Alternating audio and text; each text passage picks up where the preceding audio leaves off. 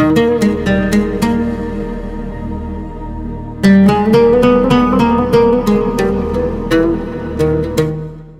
alaikum rahmatullah wa barakatuh to all the beloveds on the call tonight. I wish you all the deepest love and support as we're kind of going through a difficult transition here in the moment.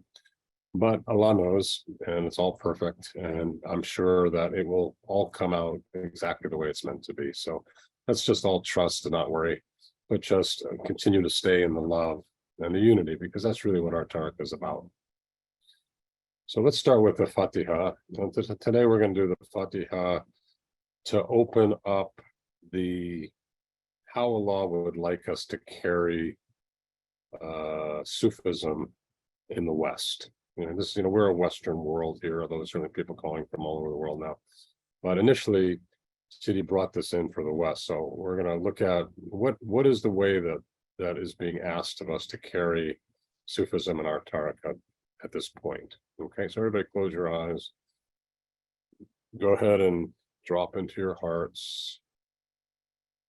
And again, remember, as I've taught before, the best way to hear Allah is to prostrate your spirit in the Fatiha. For me, the Fatiha is everything. It is the, and Prophet Muhammad, he spoke about that the Fatiha was complete. And if you really prostrate to it, you can get the complete teaching. It's all right there. Okay, close your eyes, drop into your heart, prostrate your spirits to Allah, to God, and let's begin. A'udhu billahi minash shaitanir rajim. Bismillahir rahmanir rahim. Alhamdulillahi rabbil alamin. Ar-Rahmanir Rahim. Maliki yawmiddin. Iyyaka na'budu wa iyyaka nasta'in. Ihdina siratal mustaqim. Siratal ladzina an'amta alayhim. Ghayril maghdubi alayhim waladdallin. Amin. La ilaha illallah. La ilaha illallah. La ilaha illallah. Muhammadan Rasulullah. Ibrahim Rasulullah. Musa Rasulullah. Isa Rasulullah.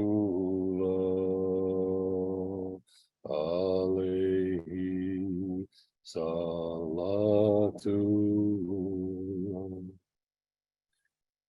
Amen. My Lord, we ask you to open the hearts of our beloveds to the world of unity, the world of love, the world of kindness, the world of peace, the world of oneness.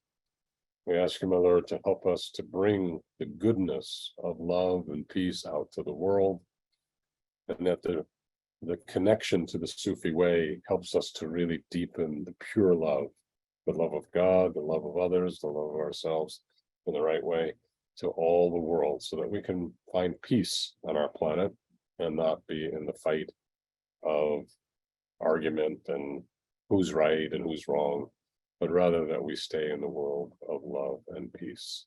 Amen.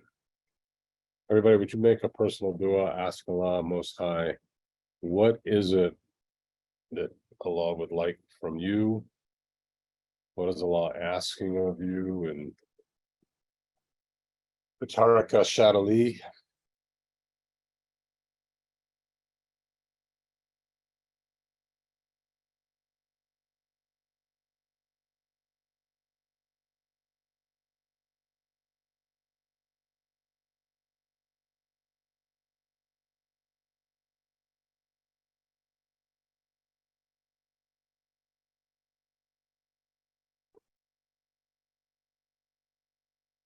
Let's ask that we can bring this light out to the world and help the world, not just ourselves, but actually help all people. This is much bigger than us. Me.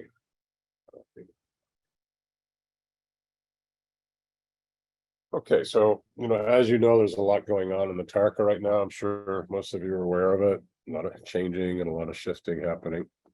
But foundationally, I want to just kind of talk about what happened in the West. CD began coming over to the West around 1996, 97. And initially he came over to Santa Fe. And then later, he started coming out to Pope Valley.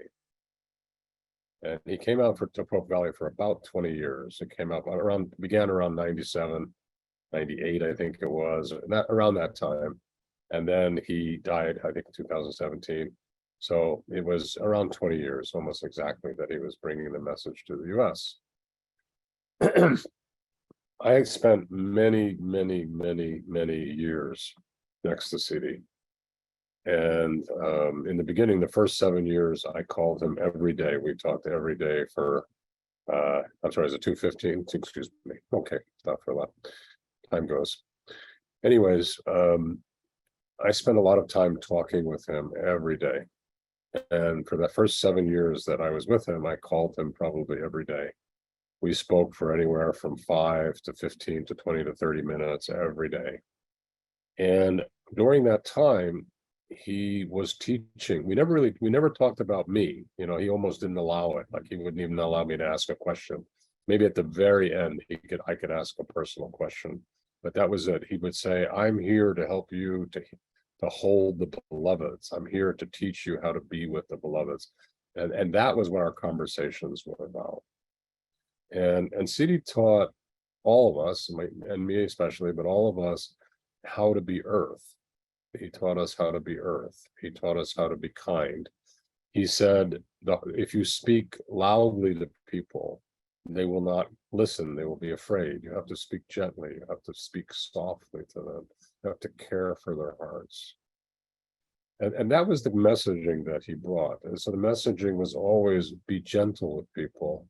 And I would say to him, well, and I would think about that. I said, because, sometimes, the one who has the most knowledge should be leading. That's kind of a hadith in the, or an understanding in Islamic culture, the one who has the most, Quranic knowledge or something should lead. But Sidi was not for that. He said that because somebody has knowledge doesn't mean that they know how to hold the hearts. They don't know how to give the love. They don't know how to care for the hearts. You have to care for the hearts, Ibrahim. You can tell me that again and again. I remember one time I had a big fight with somebody, and he said to me, of course, from my perspective, they were wrong. I'm sure from their perspective, I was wrong, right? And that was okay. I was all right with that. And I was kind of getting mad about it and kind of getting a little huffy about it. And Sidi said to me, Ibrahim, look through the nafs to their hearts. Are you holding their hearts? I said, no, Sidi, I'm not. He said, well, hold their hearts. And he hung up on me. Okay. So what I'm saying to you is it's very important to hold the hearts. You have to hold the hearts. It's not about, hiding. It's not about, aggressively demanding that people be a certain way. The way of being with people is giving them the love. You have to give them the love. That is the way. You give them the love. That is the way of this Tariqa. Our way is the way of love. There are different ways to learn Sufism, and I'm the first to say that. There are many paths of Sufism. You can learn through Quran, you can learn through Sharia, you can learn through many different ways. The teachings of this way are through the way of love. That's what Sidi taught. Through giving the sweet love, giving the kind love, caring for hearts, caring for people. One time we were sitting at Wadud's house in the lake house out in Pope Valley, and this man came in. It was actually quite impolite. He was kind of yelling and shouting and kind of demanding a lot of attention and kind of walking over people. And Sidi sat down with him, and he called me over, and I sat with him, and we sat down and listened to the man for 20 to 30 minutes. He was just talking and talking and talking. And finally, Sidi finally said, "Assalamu alaikum," and I said, "Assalamu alaikum." We left, and he walked over to me. He said, "What did you think about that, Ibrahim?" I said, that was a very long 30 minutes of listening to what was going on there. He said, "But did you see, Ibrahim, that I bowed my head and I listened to him and I let my heart be there for him. And he needed to speak. And in the speaking, I gave him the love and I gave him what he needed and I gave him the medicine. And now he can open his heart." You see the way of the love? These are the deep teachings. It's not about forcing people to, do this or do that. It's about giving them the love, and through the love, they desire to open their hearts. We are a Tariqa of attraction. We are a Tariqa of love. We are a Tariqa of mercy, compassion, kindness, generosity, wideness, al-wasiya, opening al-wasiya. We're holding people from every walk of life. Every single person needs mercy. Every person needs mercy. There was one time a man came into a group I was teaching up at Woodstock at the Omega Center, and a man came into the group and he had done something very bad. I won't go what it is. And he shared it with the group, and the group got enraged. They were enraged with him. And after he spoke at the break, a bunch of people came up to me and said, "Ibrahim, throw him out. Throw him out. He's a bad man. He did a bad thing. Throw him out." And I was thinking about it, and it didn't feel right to me because I felt like he was sincerely making tawbah, and he was saying, "I need help. And I know I made a mistake, and I've confessed my mistake to you. I've told you my mistake. Now please help me." I said, "Okay, let me talk to CD about it," because I was really getting pushed by the people. And I called CD up in the morning, like 11:30 in the morning, 11 o'clock our time. And I said, "CD, this man did this bad thing. The people want him out. They refuse to give him a promise. They do not want me to give him the promise. They don't want him in our Tariqa. What would you like me to do about this, CD?" And he said to me, "Oh, Ibrahim," he said, "Prophet Muhammad was the way of mercy. He was the most merciful of all mercy. He said, I am like Prophet Muhammad. My way is mercy. My way is forgiveness. My way is tawbah." He said, "Please tell your group that this man is sincerely seeking tawbah. Please tell them to open his hearts and give him a chance because he's sincerely repenting. And please tell him that I want to give him the promise and I want to welcome him into our Tariq." Those are the kind of teachings that we were given for many, many, many years. For me personally, I won't vary from that. I refuse to vary from that. I know in my heart that when people give me love, I respond. I know when people are kind to me, I respond to their kindness. I know when people hate me, and I've had many do that, I have to bow my heart, hold them with love, return dates. I know that, but it still can hurt. It can hurt to get hit by a rock. It does hurt, but you don't go into rage, you don't go into oppression. Personally, I have never liked domination and oppression. I don't like it. We've seen it in the churches, we've seen it in the synagogues, we've seen it in Islam, we've seen it in many cases. Why? Because when people get hold of power, they naturally want to take it and use it. We know that. That's part of the human nature. It comes to our nature. There was a study done in Stanford a number of years ago where they divided a class into prisoners and wardens, or whatever they are, the people who run the prisons. And they had a chance. I don't remember, it went on for 3 to 4 hours. Within the first hour, the people who were in power as the wardens began abusing the prisoners. By the end of 4 hours, this is Stanford, almost the entire class was abusing, punishing, putting down, belittling the prisoners. What's in the human nature that we have that? We do have that. Okay?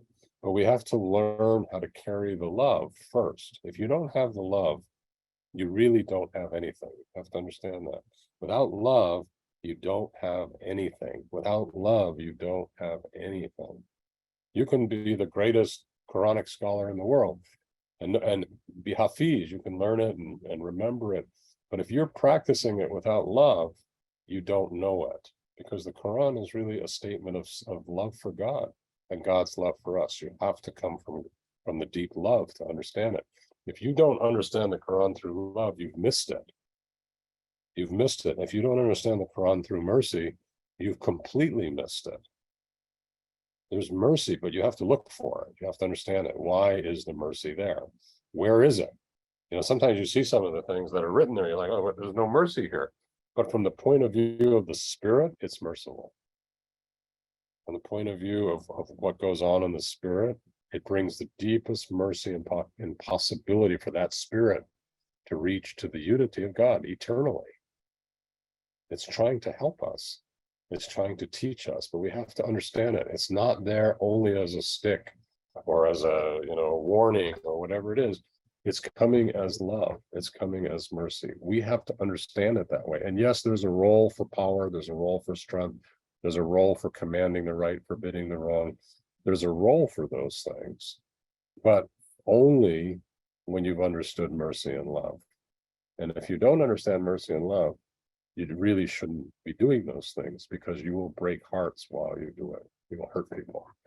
So I'm against oppression. I've never liked it.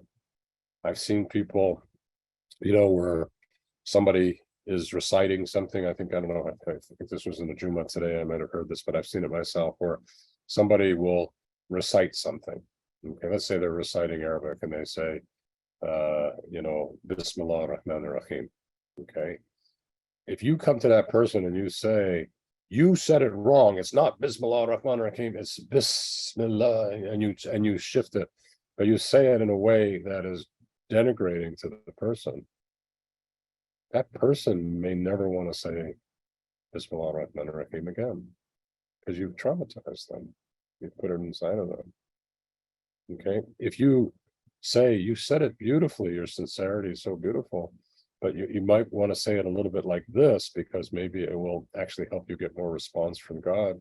Now you teach a person to say it in a way they want to say it. They want to learn it. It's very important that we teach in the right way, everybody. We're not here to teach people to break people. We're here to teach people with love. And for me, I'm going to stand as a lighthouse on that way. And I'm not budging from that, no matter what happens going forward. But I believe that is the best way. And honestly, I believe it's the only way in the US. It is the only way in the US. In other countries, some of the Arabic countries, they teach very, very, very strongly with the stick. Because I know people who've studied at Qasid, which is a institute of Arabic and German, and they teach with a stick there. If you don't recite it right, they just hit you. You're wrong. You're doing it wrong, and they'll yell at you and they'll scream. And maybe a few people can take that, but a lot of people can't. A lot of people, they need the gentleness. They need the support. In my experiences in the West, that's more of our way of learning. So for me personally, I want to continue teaching these teachings with love. I want to show you the depth of the Quran, which is the essence of the Quran, which is the beauty of the Quran, which is the true teachings, in my feeling, from the Prophet Muhammad sallallahu alaihi wasallam. I want us to learn how to have right actions, but learning them from a place of goodness, not from a place of fear. We have to live from love. We have to live not in a place that we're so afraid that we're afraid to do anything. So we just have to live inside of our shells. We have to live in a place of expanded and love. The Prophet said that Allah is more merciful than your mother by 1,000 times. And if you had a good mom, you know how merciful your mom was. You might have made a mistake and she might have whacked you, but she always loved you. She always came back and she loved you, right? So we're going to be the same way. We are always going to come back to a place of love. And these are the way, for me, these are the real teachings of Sufism. They are the real, yes, I think Quran is very important. I think Sharia has a place. If you don't know that when you slander, you break people's hearts, you need to know that. If you don't know that backbiting is what causes people to break apart and destroy people, you need to know that. That's Sharia. You need to know that. Did you know that you're never, ever supposed to denigrate your brother or your sister? You're not supposed to do that. You're supposed to hold them in love. supposed to speak to them if you have issues. It's the way of love. You know that as a woman or a man in relationship, you're supposed to honor your husband or your wife as if they are a jewel, and you're supposed to treat them like a jewel. This is Sharia. This is the real Sharia. You're supposed to be living from that type of love. It's not there to punish you. It's there to give you a truly beautiful relationship. This is what it's all about. Most people don't know that, so they they get fearful of it, and often it's taught from a place of fear. You don't do this, you're going to be thrown into hell. You don't do this, something's going to happen to you. There is a role for this. You have to know it, but you have to practice it with love. You have to practice it with the deepest love and the deepest kindness.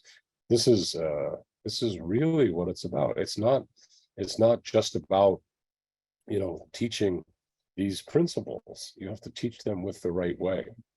We were, I've been sailing, everybody, and Allah is really asking me to come back and really hold people. So I'm back in the US and I'm here to really kind of help support everything. But I remember we were on the boat and my daughter was having trouble with something. And I remember when Muhammad Anwar had come out to be on the boat, and he was he was chanting the Wazifa and the Hisbul Bahr, and he was saying this all day long, and he would say the Hisbul Bahr, which is the litany of the ocean, and you'd watch the ocean begin to silently come down, and you watch the waves. We were supposed to be hitting big waves, and it just wasn't there. But I know it was just Hisbul Bahr that changed it. He really shifted it through that beautiful chanting. Important to know these things. This is all part of our way. It's all part of the actions that bring peace. It's learning to give people love. If you're not giving love, I'm sorry, you're not teaching it the way Sidi taught it in the West. Maybe Sidi taught it different when he was in, Middle East. It's possible when he was in the Dome of the Rock. It's possible, but I think in the West, this was not the way that he taught it. He taught it through gentleness and love. And I stand for that, and I will not shift from that. We need to stand on the rock of love. We need to stand on the rock of truth. We need to give the love. We need to give the peace. We need to teach people to know Allah, subhanahu wa ta'ala, to understand him with our hearts and our souls. We need to teach people how to be kind and how to be giving and how to be generous. We need to teach people how to heal, because we are in one of the most broken times of humanity. The world is being broken apart right now. It's being destroyed on the inner by all sorts of things. And there's healing. People were just locked up for 2 years. People who never had even meditated before, never been by themselves before. They were locked up. People who've been avoiding relationships for their whole lives. And all of a sudden they're stuck in the house with somebody, their kid, their wife, their husband, and they haven't even talked to them for 2 years. Most of them had no idea how to deal with that. Most of them got broken and ripped apart. So this is what I want to say to you. We're here to bring the healing. We're here to bring peace. We're here to bring wisdom. What wisdom? Allah's wisdom, prophetic wisdom. We're here to teach people to walk to God so that they can become holy. We're here to carry people's hearts. We're not here to hurt people. There's enough of that going on in the world. We do not need to hurt anybody. We need to be good to people. And yes, I agree. We need to teach the deep Sharia. We need to teach these things, deep Islam. It's important because that's the real love. We have to teach it, but we have to teach it from not the place where it's been taught from, which is from aggression and separation, but from a place of unifying, al-wasiya, bringing together, gathering people. That is the real way to teach it. So that's my hope going forward, that we're going to move forward in this way.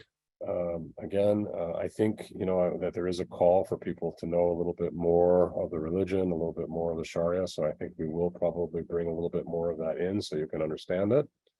But I promise you that we're going to be learning it from the mercy. We're going to be learning it from love, and we're going to be learning it from a state of unity. Unity. In other words, we're not just learning it for ourselves, or we're learning it for the whole world in a good way. We're going to be lighthouses of love. That's what we have to be. Okay, so with that, I want to read to you a little bit Tariqa Shadhdhuliyya, and I'm going to read it to you from my understanding. And astaghfirullah if it's not perfect. This is how I was taught it, and I will teach it to you that way. And inshallah, it will be a value to you. This is from Music of the Soul. I don't have the actual pages, Sarah, so maybe you can tell us what they are. But I'm reading it from the old book. Okay. All right, so let's listen closely here. Tariqa Shadhdhuliyya. Bismillah ar-Rahman ar-Rahim. In the name of Allah, the merciful and the compassionate. Okay, now, did you notice that Sidi started this Bismillah ar-Rahman ar-Rahim in the name of Allah, the merciful and the compassionate? Why do you think he did that? Why do you think that every chapter of the Quran, it starts with that? And why do you think that is?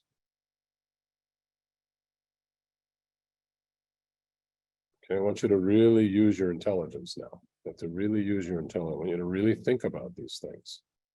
That the reason he starts out with Bismillah ar-Rahman ar-Rahim everywhere is because he gave you the basic teachings in those words. Bismillah, in the name of Allah. Allah is everything that we do. We go to him, his name, we receive from his name, we're healed through his name, we walk through his name. Everything is done through his name. Ar-Rahman, he is compassionate. He holds the whole world with compassion, meaning with love, with being the earth. And Rahim, he gives the mercy when people make mistakes. This is, these are probably the most frequented words in the Quran. They are the most frequented words in this book, Music of the Soul. Bismillah ar-Rahman ar-Rahim. This is the secret of our way. It is the secret of our way. Bismillah ar-Rahman ar-Rahim. Okay, now see, he goes on, he says, the Tariqa of Prophet Muhammad is one. It is the same way as that of Abraham, Moses, and Jesus. He's not making separation. He's saying, welcome our brothers and our sisters from all faiths. He's not making separation here. He says it's one. If you look deep, there's one teaching, the way of God, whether it's through Jesus or Moses or Abraham or whoever, it's one teaching. You have to read and to see these words here. It's one, meaning he says it right there in front of you. The Tariqa of the Prophet Muhammad is one. One. It is the same as that of Abraham, Moses, and Jesus. It contains the oneness.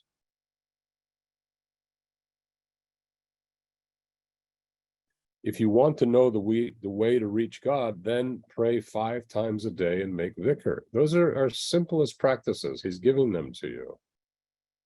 Pray 5 times a day and make dhikr every night.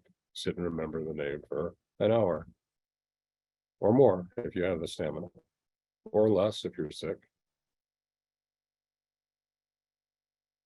Okay. Are you praying 5 times a day and doing dhikr? A lot of people aren't, but you see, you're missing it. If you're not doing it, then you miss what it has to bring you, and you're going to slow yourself down. You're not going to move so quickly in your walking. If you're not praying, it's not because he wants you to pray, and he wants you to pray because he wants you to go closer to God. He wants you to pray because in that prayer is everything you need, if you understand it.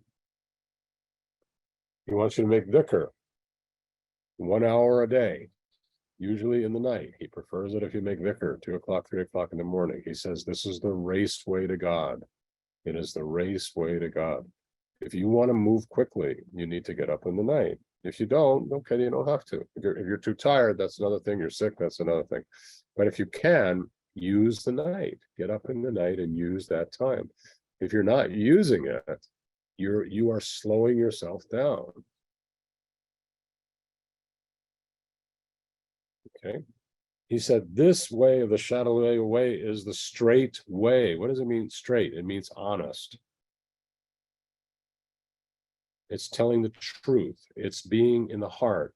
It's bowing your heart to God. It's like nobody's looking and you could walk out, take something, but you know God's looking. It's straight. It's honest. You do not need many months or many years, but 1 hour is all. Many paths, they take years for you to really get to reach the presence of God. In this path, we put you within the presence of God, and the first time you say Allah. The first time you say it, you're in Allah's presence. You're with Allah in a deep way.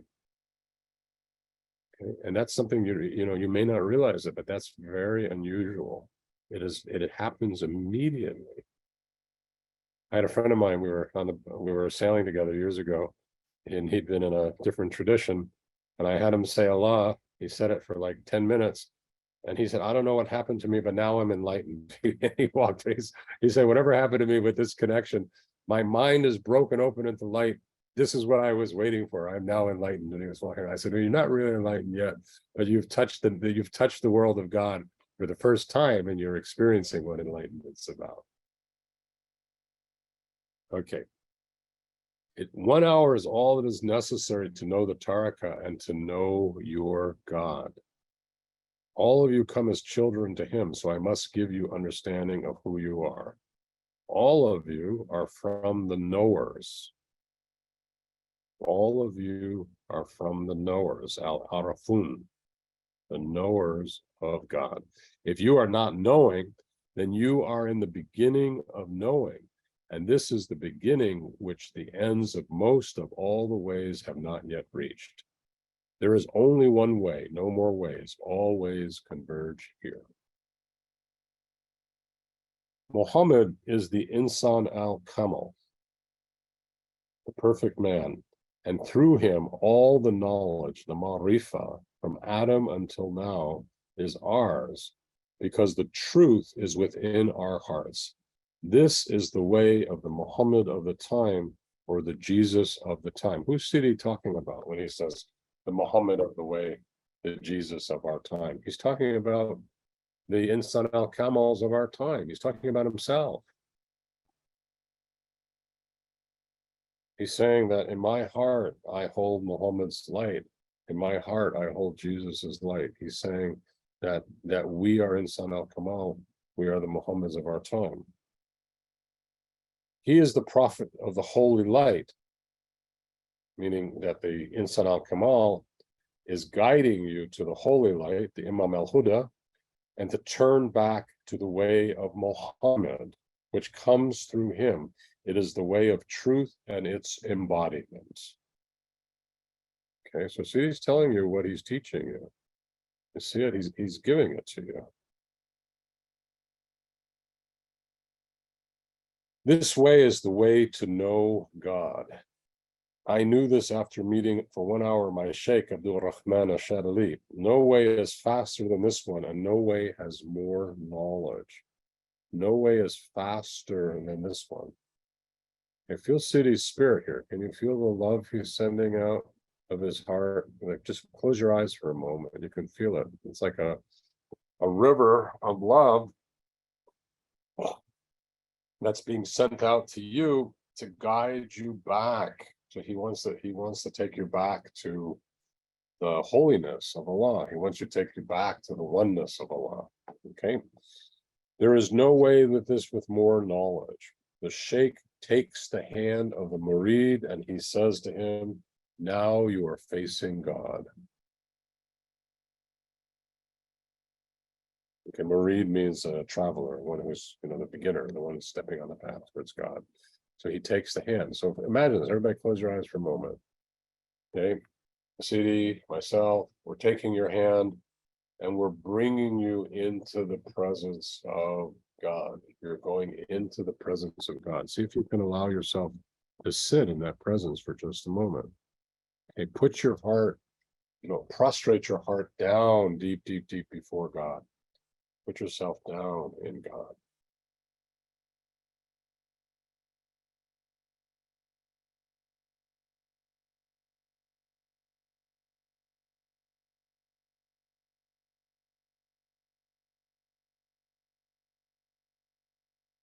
Okay. Now we're with Allah. Now we're with Allah. Now we're present with God. Okay. Now, when you're in the presence of God, open, open your hearts, open your hearts, open your souls, open inside. Take the light, the holy light. Take the holy light, the Imam al-Huda, the guidance, the holy light of guidance. See if you can absorb it. Take it inside of your heart. Take it in. Stop for a while.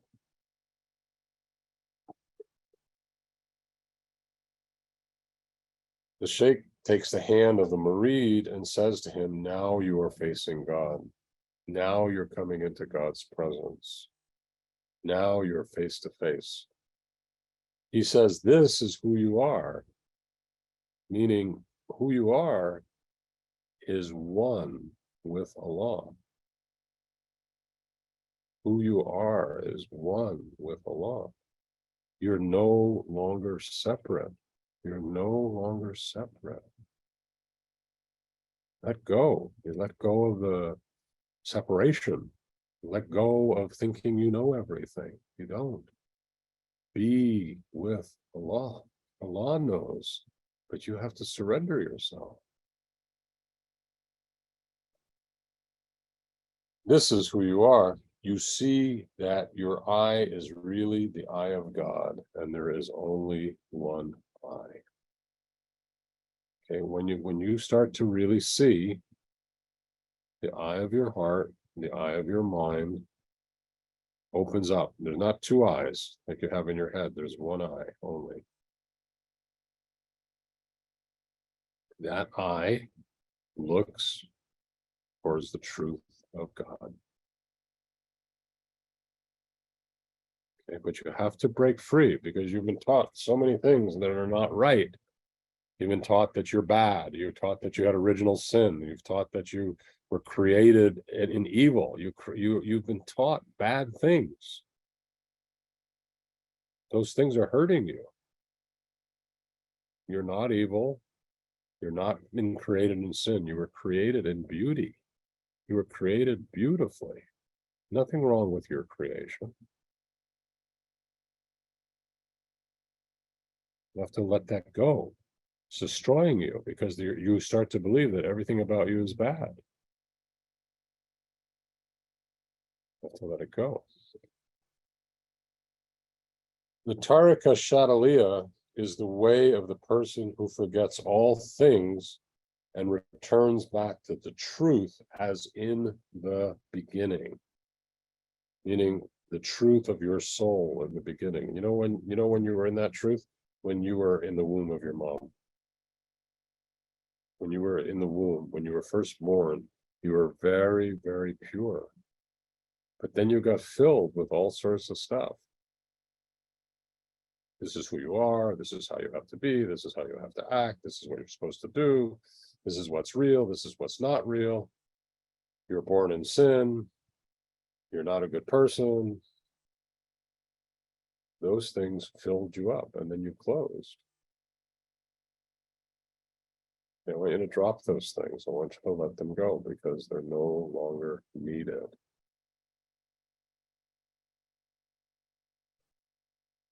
You cannot see more than Allah or hear of any other place. Actually, he says, you are born as a child in the presence of God, just what I was speaking about. You cannot see more than him or hear of any other place. When the child comes in, they are fully with Allah. You've all been with Allah. You all remember it. It's inside of you. You just have to find it. You all had it. But you forgot.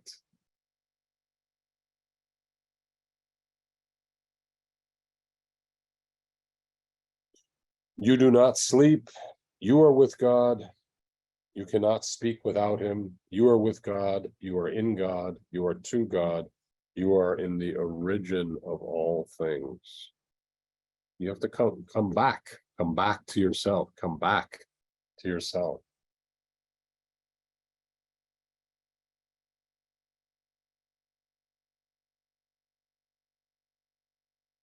You do not sleep. You are not tired. You watch everything. See, he's talking about himself. He's telling you, I never sleep. I'm watching all the time. I'm always watching. I'm always with Allah. You will experience this state as you walk deeper and deeper into Allah. You will come to a point where you no longer sleep anymore. In your sleep, people think you're sleeping, but you're actually awake. You can look down, you see your body, you see people around you. You are awake. You are totally present, but it looks like you're sleeping to everybody else, but you're not. You hear everything, you watch everything, and you can also travel. You can actually travel with your spirit body, and you might travel anywhere in the world. That state will come to you in time. And so you meet your love to the end which has no end, meaning Allah, and you are together, and you are only one thing, and you are without borders, without above or below, without right or left. It's the experience of dissolving into the eternal. Your being disappears. There is no, Joe or John, or there's no, Salima or Salam or Mariam, or you will disappear. It's like you are not you anymore. You have to come back. You've been forgetting. You got busy with the world. You have to come back to Allah. You have to come back to the presence of Allah. You do not sleep. You are not tired. You watch everything. And so you meet your love to the end which has no end. Then you are together. You are one thing only. There are no borders. There is no above or below. There is no right or left. You are in this station, and this station is within you. You disappeared into Fana al-Mutlaq, annihilation into the freedom of God. The start which has no start, the end which has no end. Everybody close your eyes and feel that for just a moment. Just kind of, when you tune into this state of Fana al-Mutlaq, this annihilation into divine freedom, see what that feels like. What does it feel like when you disappear into the light of God? And you're free. You're finally free.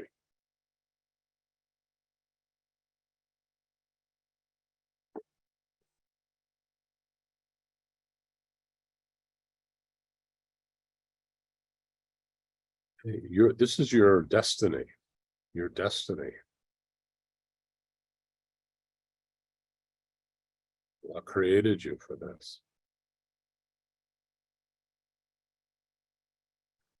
Okay, but you have to let yourself open, let yourself disappear, let yourself find this incredible beauty within you.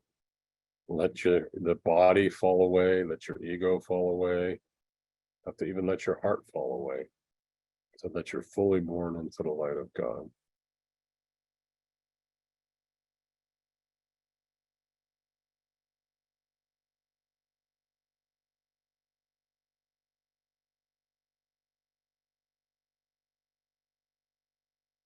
Okay, the stations and steps begin in the first moments with your sheikh. Your food is the love of politeness and peace and agreement to all the orders without saying why or what. When you begin the path, yes, you want to listen very deeply to what your sheikh has to say to you, or your murid, your Murshid, or whatever that title is. These are titles. What you're listening to is the guidance of Allah. You're listening to the guidance of Allah. Your food is the love of politeness and your peace and agreement to all orders without saying why or what. What he really means is you're really listening to the orders of Allah. And when they come to you, don't ask why or what. Just try to follow them. Try to follow. You are always a witness in the garden, and the garden is the truth of God. El-Haq, El-Haqiqah. The garden is El-Haqiqah, the truth of God, El-Haqiqah. Okay, everybody feel that one for a moment. Tune into the truth of El-Haqiqah. The truth of El-Haqiqah, the truth.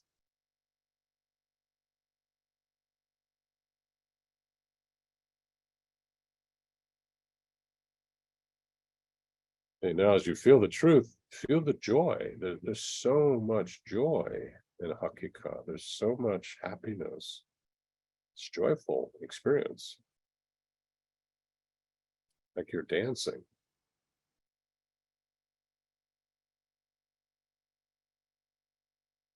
You're dancing in the truth of God.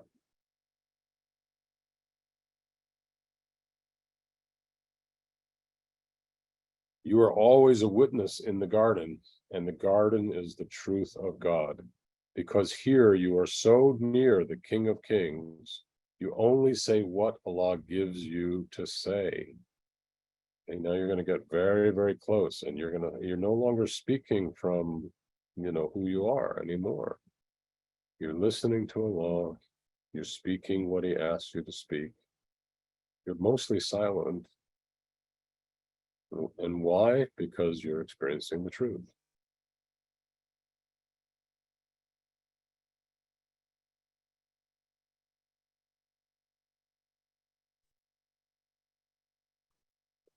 God cares for the people who seek the truth. He takes the hand of the lovers in knowing, and He takes their hearts to Him always, forever, face to face. Okay? He takes you to Him forever, face to face. Okay, trust that. Let yourself really trust that you're going to be taken face to face to God eternally. That's the beauty of our way. That's the beauty of Allah.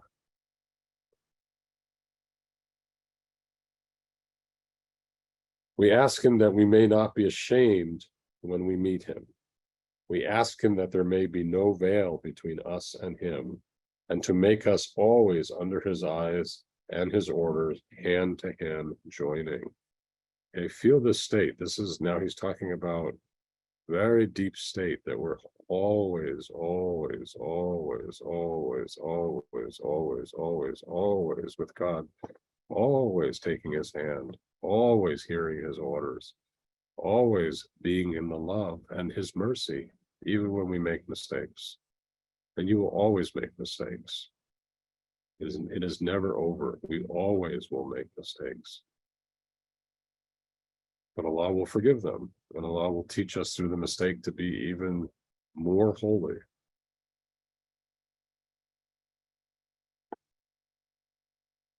All of this comes from the hidden knowledge of Allah. What's the hidden knowledge? There is a world that's called hidden. It's a hidden world that's behind the Hakika.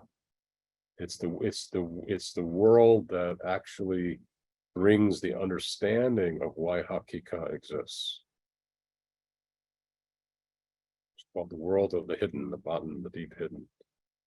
All this comes from hidden knowledge of Allah. This is the first time in my teaching that because God has given me permission to give or show all that is written in these meetings. They used to keep these things secret. You were not allowed to share them. And at this time, I don't know what the date was, I think something changed and it opened. I think this was probably around 1993, 94, but I'm not certain. It was before this book came together, because this book used to be just a series of pamphlets and just kind of writings. And then eventually, not long after I took Hanwha City, which was, I think, 96 maybe. But this book came out a year or two later, maybe 97, 98. And that's when he first published them formally. Okay. All of this comes, I do not know what is the wisdom of God in all these things, but I think you must surely be the sons and daughters of God and the eyes of the truth of Muhammad. After you leave, you will return and give this message of the real to the people. You see what he's asking of us?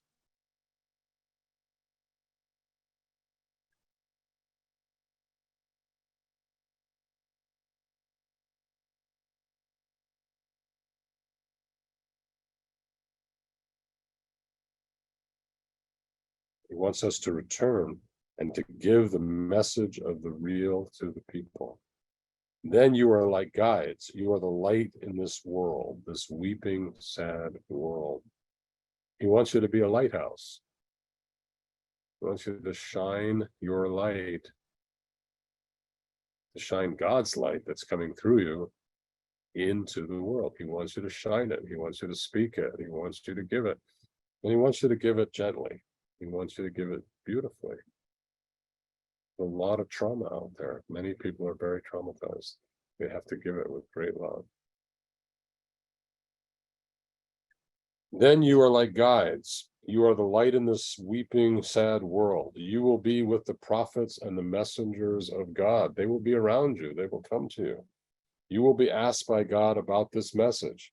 If you have received it, you must give it, because you will take the people from the darkness to the light, from death to life, and from hating to loving. And he's telling you how to give the message. He just gave it to you in a very, couple of sentences. He said, you will take the people from the darkness to the light. What's the darkness? The darkness of ignorance, the darkness of shaitan, the darkness of false teachings, the darkness of evil. You will take them and put them into the light of God, which is the light of truth and love.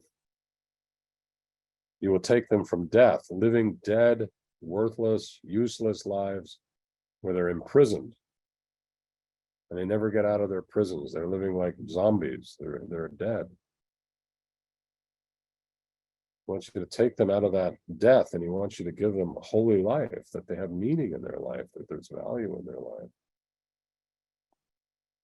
He wants you to take them out of hatred. We have enough hate on our planet. We don't need any more hatred. We need love. We need to teach people love. For this, God permits you to be the prophets of the love of him, of Allah, and you give his kindness. Do you see how he wants us to give it in the West? He's writing it right here in his book. You are to be the prophets of love of Allah, the prophets of the love for God, and you are to give his kindness to the world. He's showing you, this is how I want you to teach.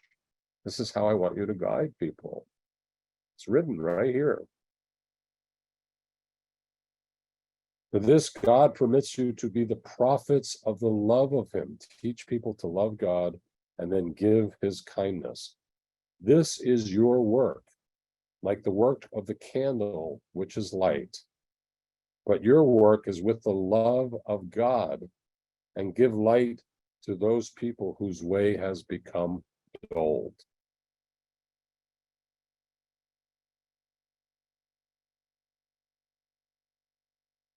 You see, he's giving it to you right here. This is how we're to be with people. This is what we're bringing to the West. This is what we're bringing to the world. Not just the West, the whole world.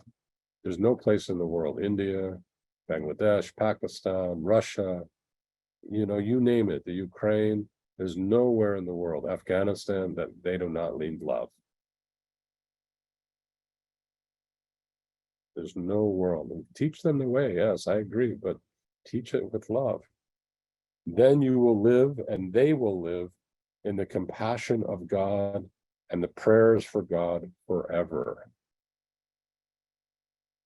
You see what we're doing? This is what we're doing. This is our Tariqa. This is what we're doing. This is our work.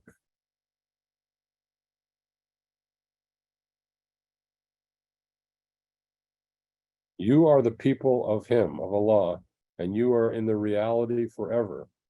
You will always be in the garden. You are always in the garden, but now you will know it. My master and my king, the owner of this world, Allah, is with you always, because you are his children. Amen. Okay. And now you see it in this very simple 2 pages. See, he's given you the whole path.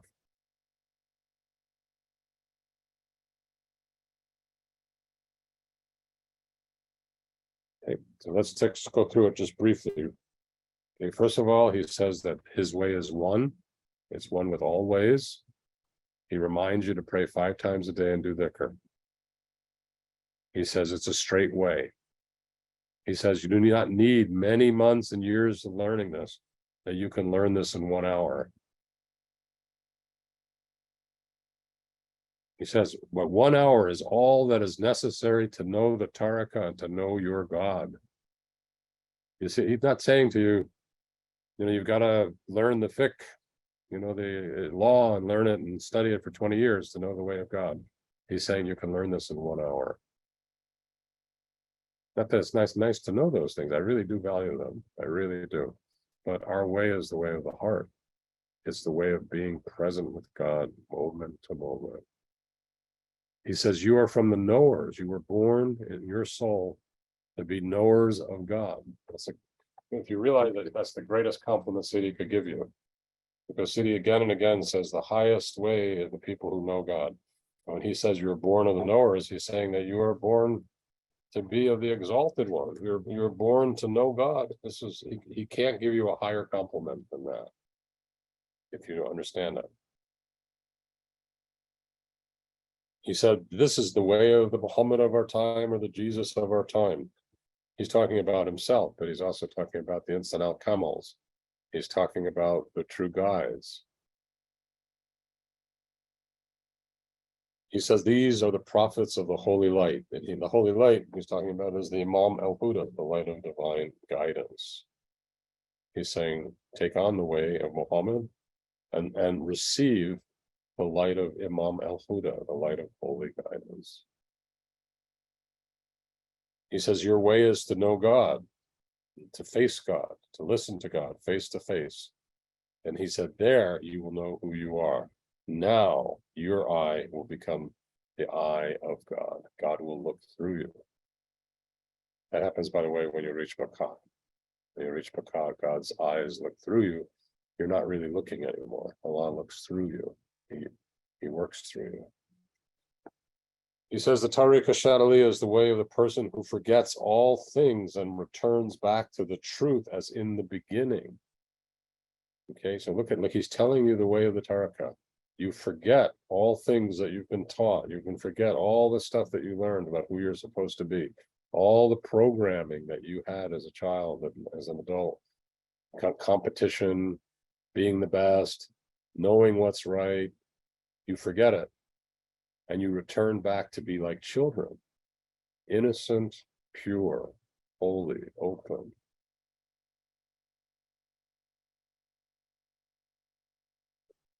He says the Shadhdhuliyya way is the way of the person who forgets all things and returns back to the truth as in the beginning, a child in the presence of God. This is Hakika. You become like a child. You're innocent and you're pure. You're in the presence of the truth and you're swimming in the truth of God. And you remember God all the time. And then God will put you into the station of Fana al-Mutlaq. It means that he's talking, this is the station where you enter the unity, where your being begins to disappear. And you experience the freedom, the real freedom for the first time. You start to really feel free. Free of what? Yourself. Free of your body, free of your creation, free of your mind, free of your limitations, free of the oppression that you do to yourself. And he said, this begins the minute you begin to study. And your food is the love of politeness, peace, and agreement to all the orders without saying what or why. You are always a witness in the garden, and the garden is the truth of God. So you begin at this time. He says, pray for Muhammad and his family and the awliya and the saints and the lovers of truth. Oh, it looks like I missed this paragraph, didn't I? There is no difference amongst them of who they are, where they have come from, and what they are saying. They speak the language of God because they are his children and lovers. The maker of the people teaches them the truth, the hakika. I ask God to open our hearts to him, that all our hearts will be in his hands. We ask him that we may not be ashamed that we meet him. We ask him that there may be no veil between us and him, and to make us always under his eyes and orders, hand to hand joining. You see the love in that? Can you feel the embracing of that? It's very embracing, isn't it? Very deeply holding everybody. Siddhi was trying to hold everybody, welcoming everybody, welcoming, making room for everybody. It's right here, written here. All this comes from the hidden knowledge.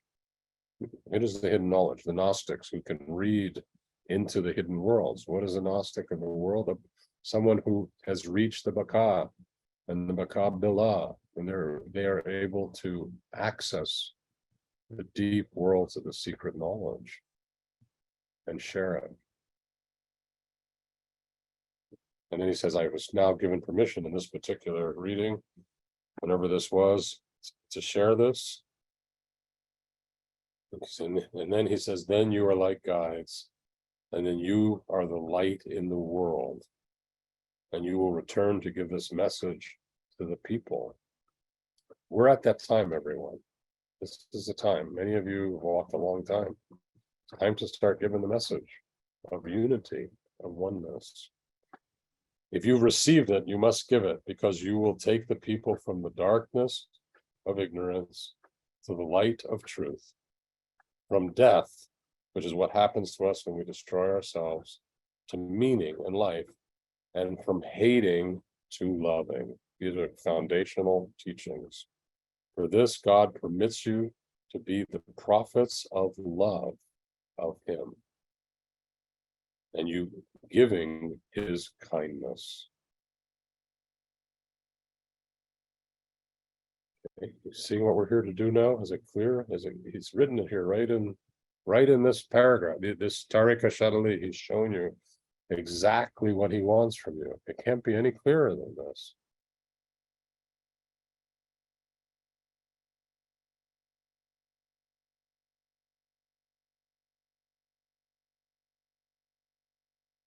This is your work, like the work of the candle, which is to give light.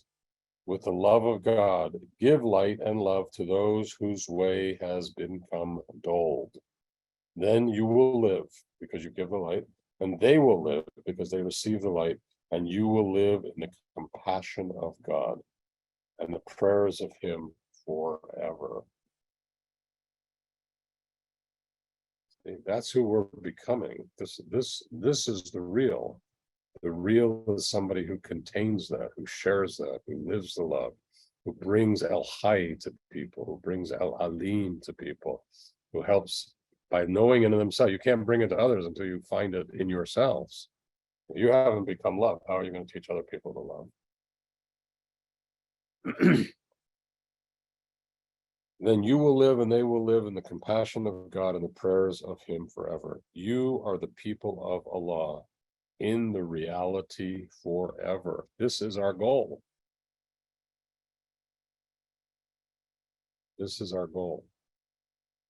How do we do this? Well, we do it through right actions, actions that God wants. We do it through our hearts and loving what God wants, to teach our hearts to love the right thing. Some people love cocaine. It's nice they're on it, but the love of it is not doing them very good. Right? So you're not supposed to be loving things that aren't good for you. Cocaine in the end is going to kill you if you keep up with it and destroy you. But people love it. Well, I want you to teach you to love the right things. Some people love alcohol. They love drinking alcohol. But you know what? In time, it destroys you.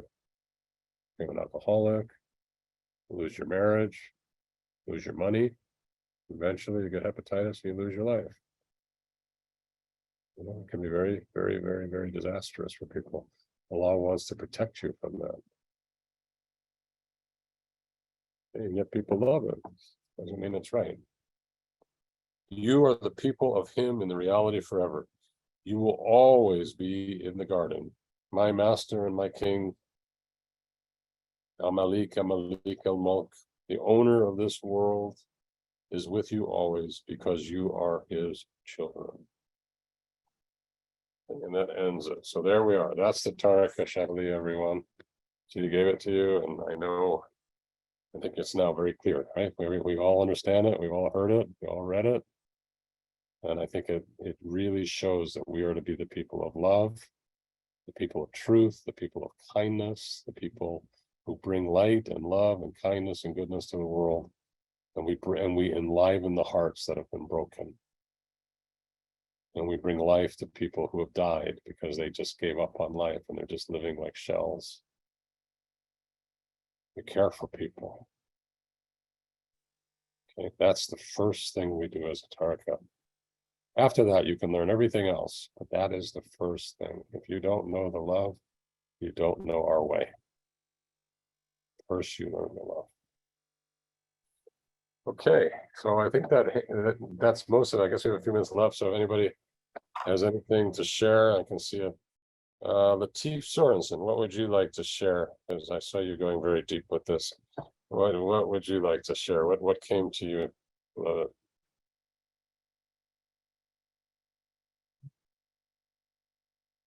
You may have. There you go. You're unmuted, Latif. Go ahead. Thank you. What'd you take out of the reading, Latif? Incredibly deep gratitude. Gratitude for the oneness, that it's already here. We're already in it. Allah gave it to us, all of us. We've just forgotten. So we practice remembrance. He doesn't bring us closer to him. We're already with him. We've forgotten.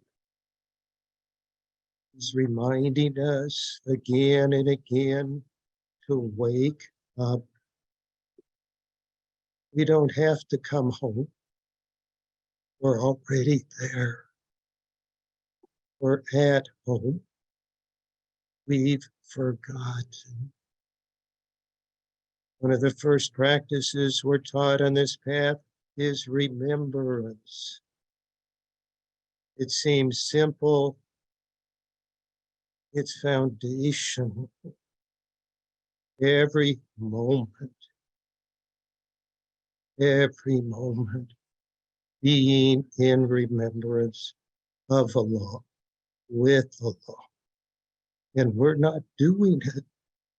He's doing it for us, with us, in us, 24/7. Thank you, Allah. Thank you. And thank you, Ibrahim, your teachership that Allah has given you. Beautiful example for all of us. Thank you, brother. And brother isn't accurate. You're so much deeper than that. Thank you. Thank you, Latif. Okay, anybody has any sharing around the reading, Tariqa, Shadhdhuliyya?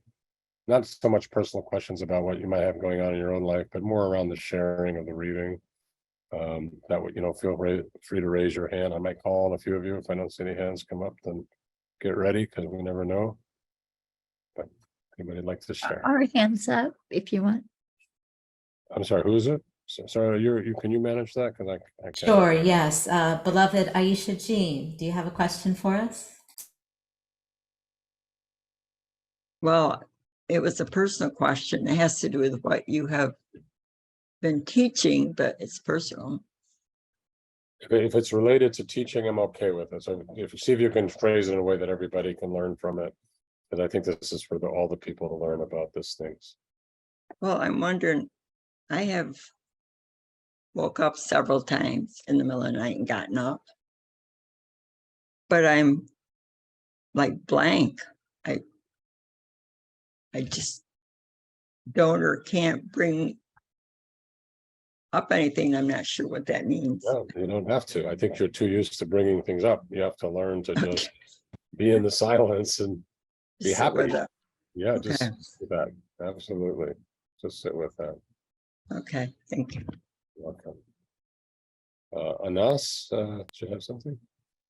Yes, Assalamu alaikum.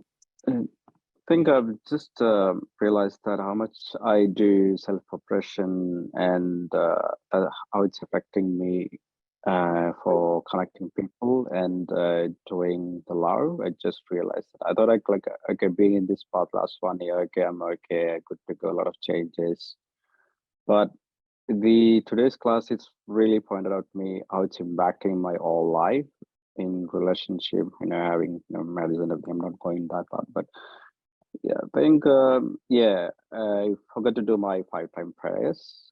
Then it's okay with me. But I thought I started doing again it how much I need to go more deeper and deeper. And Yes. self-oppression is the really a thing I think I really got out of this class, how much I'm doing it. And yeah. Read this chapter a few times and just go through it again and again, read it, write it, think about it, contemplate it, meditate on it. These are the foundations, everybody, of our Tariqa. This is the foundation of our Tariqa. We are a path of attraction. Attraction means that we teach through love, we teach through beauty, we teach through kindness, we teach through embracing, we teach through goodness. That we're a path of attraction. We teach through love. And it's written right here. When you read it and you when you write these things, you want to imprint them inside of you. It's kind of like it's like a roadmap. You have to kind of write it on your body. You're writing these things on your body, in your skin, in your energy field, in your mind, in your heart. And then you remember it. Okay, wait a minute. I'm being really angry here, but this is a path of love. I'm supposed to be shedding love and light, and I'm getting angry and I'm hurting people. No. That's not right. No. Siddhi taught me to love. Siddhi taught me to bring beauty to the world. Siddhi taught me to bring truth to the world. No. I'm not going to lie about this. No. You see, you print it inside of you, and then you start holding up to it. You hold yourself accountable to the teachings. Thank you. So, okay. All right, Zara.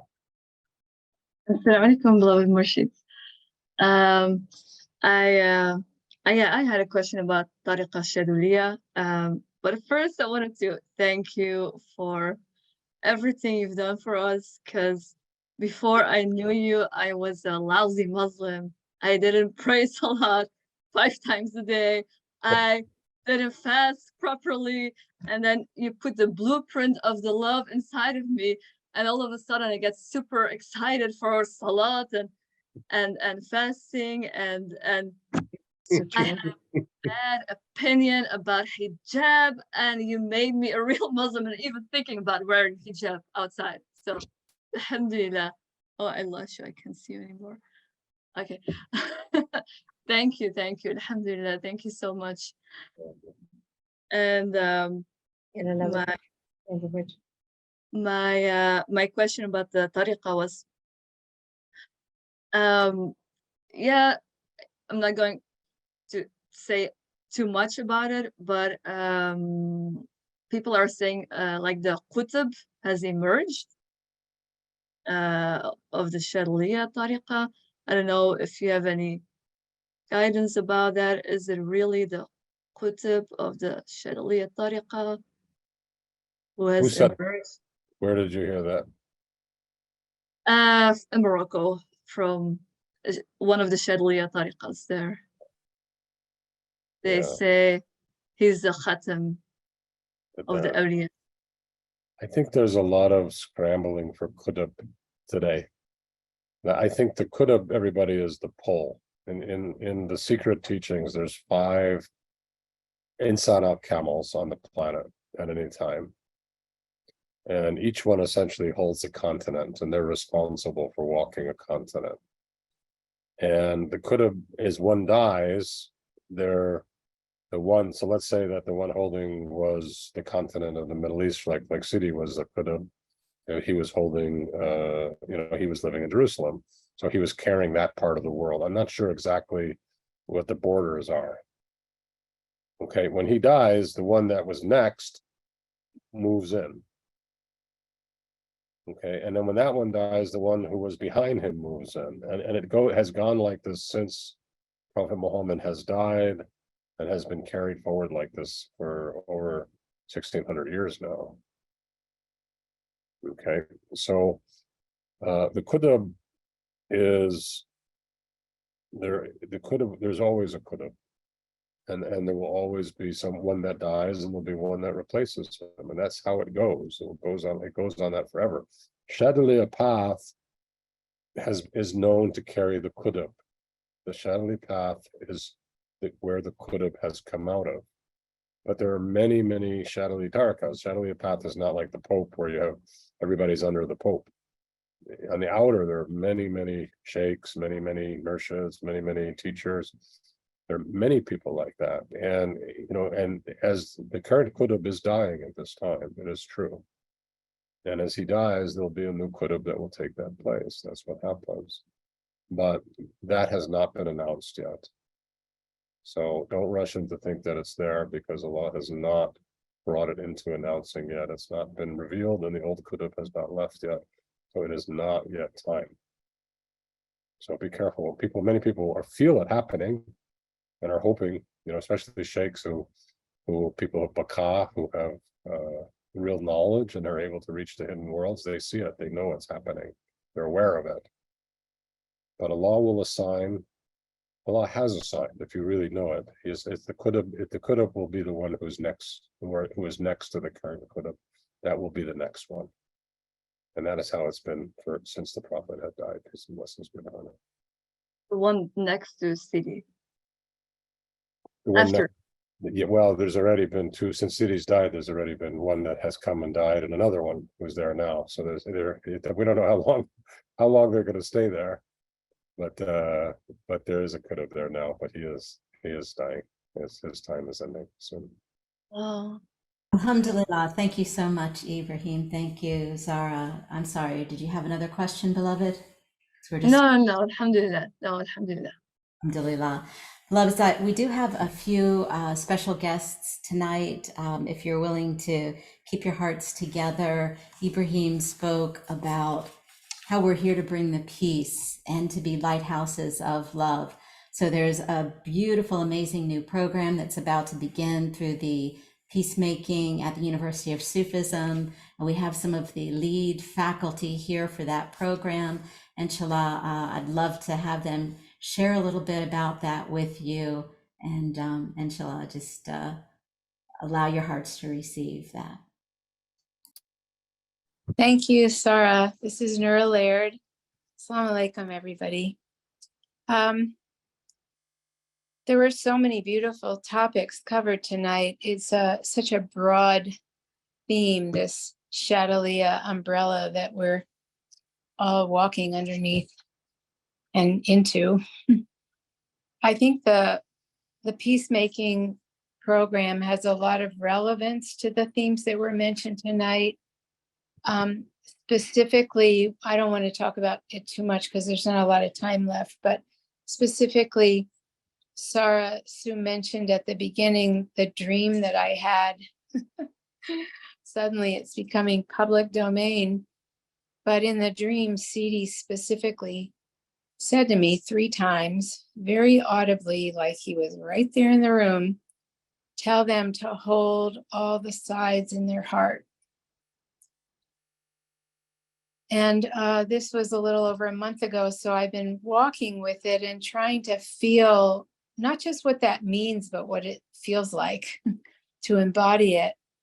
And I think that for all of us, it's so relevant because not just in the Tariqa are there many apparent sides right now, sides, quote unquote, but in our personal lives on a micro level and in our country and in our world, there's just inevitably many, many sides because Allah created us, as he says in the Quran, diverse tribes so that we can come to know one another.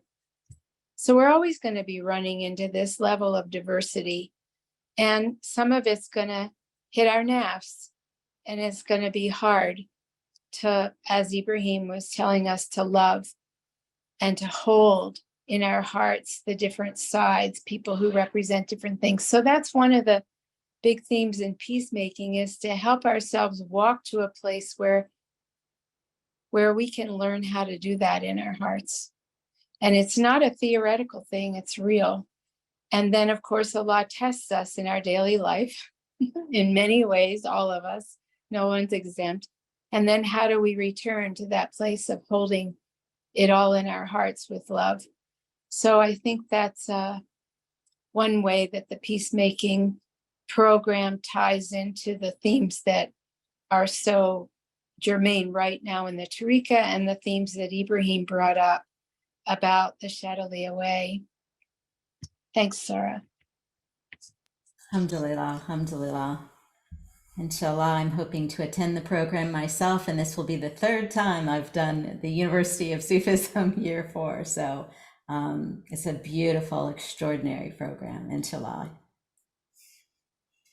Thank you, beloveds. It's been lovely to be together. And I see we have one more question. Go ahead. Yeah. Mar. That's a reminder to me. Mahaba, why don't you weigh in? Thank you for remembering to mention that. Oh, I really, the only thing I have to add is that I know it's called peacemaking, but I always prefer to call it the lovemaking program, because really the goal is to clear things out of the way of reconnecting to the love. So I'm going to add, and I think that is just really fully in alignment with what we were hearing from CD, who was asking us to be the prophets of love. And somebody messaged that the program has 2 levels, and most of the people who are coming in now are coming in for what we call the basic program, not necessarily for the masters, although we'll see what happens. But the basic program is half the amount of time, half the amount of money, and half the amount of work. And that door is open. And it looked like Taxine and maybe Rahma Caraway wanted to make themselves available for anybody who has questions, if they want to say anything. Assalamu alaikum. Thank you, Ibrahim, for your time of the reading. I have a very important question of the path, and I have been following Sufism like for 2 years, and I became a Muslim in the last Ramadan, and I have been like searching for deeper Sufi knowledge, and I reached with some information that the first Sufi was the Prophet Muhammad, may the peace be upon him, because he traveled to the sky in the night that he traveled from Medina to Jerusalem, and he met all the prophets and Allah, and he was taught to pray 5 times a day and to make the dhikr. And my question is that we need to reach the 7 station in life like the prophet, or we need to reach the 7 station also after life, or it's no difference, or which is our main goal as Sufis? Well, Prophet Muhammad had an inside and an outside teaching.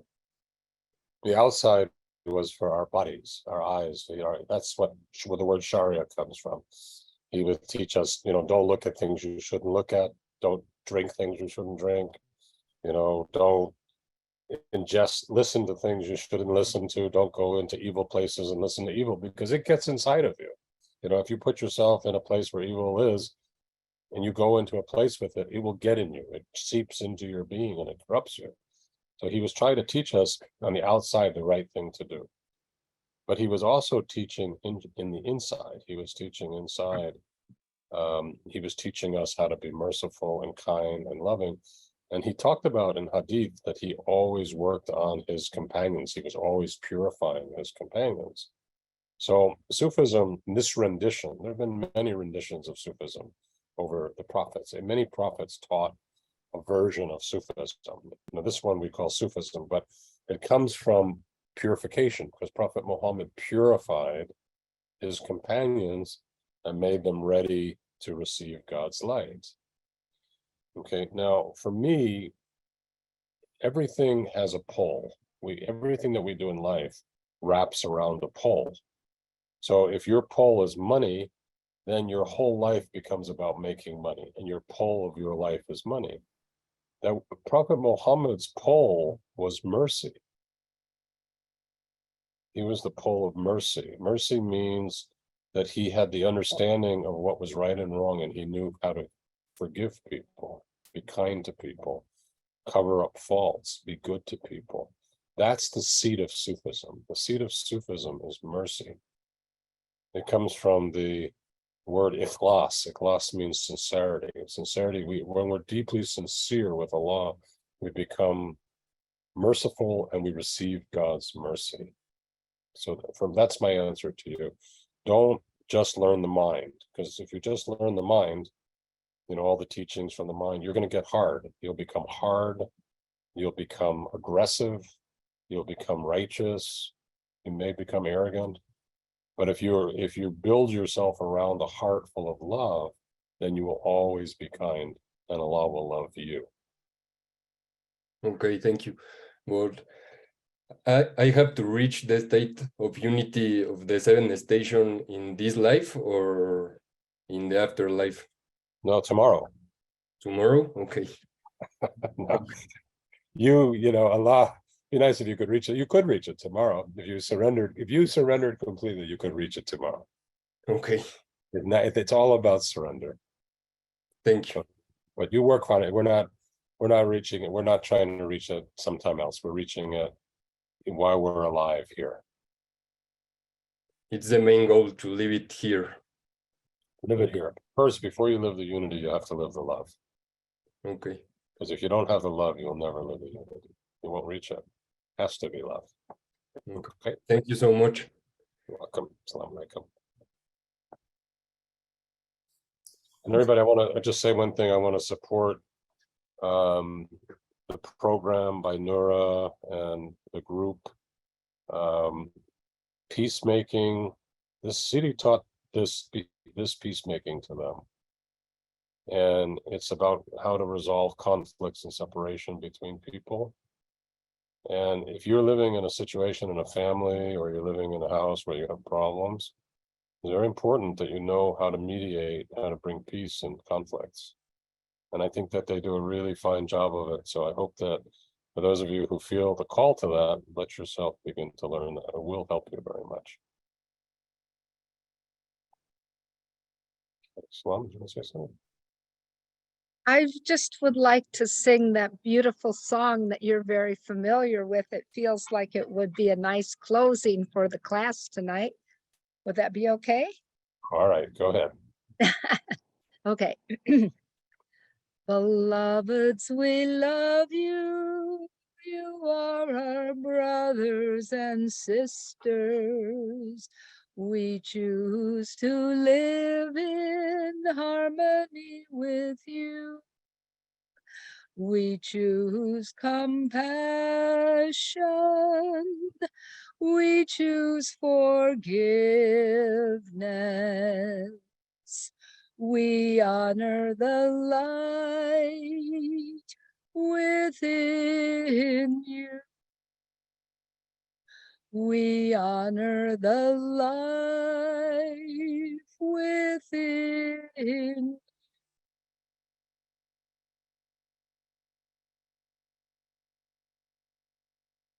Thank you, beloved Salam. Wadud, what do you have to share with us? Inshallah. Assalamu alaikum, everybody. Thank you, Ibrahim, so much. And thank you, Salam, for that beautiful song. And beautiful talk tonight, Ibrahim, which reminded me of a story. I don't even know if you know this. We had a sheikh in the Tariqa who passed a few years ago, who contributed a lot to us. And he had states that were very strong and had a lot of criticism sometimes, being impolite and caused some controversy. I received a lot from him that I'm very grateful for. And he told a story once about the hadith of the Prophet Muhammad alayhi salam said that after me, there will be, I don't remember the exact number, 73 or 74 versions of Islam, but only one will carry what I taught. So I said, I said, Sheikh, how do you know which one is the one? And I mean, it was a true question in my heart. And I thought, no way in the world he's going to be able to answer this one. But I really wanted to know. And he went inside and talked briefly, and he came out and he said, the one that carries the mercy. Which is exactly what you're talking about, Ibrahim.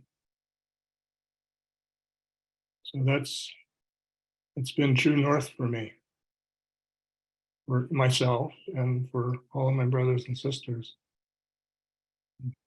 Thank you for tonight. Well, dude, you've done very well. You carry great mercy, so you're doing great.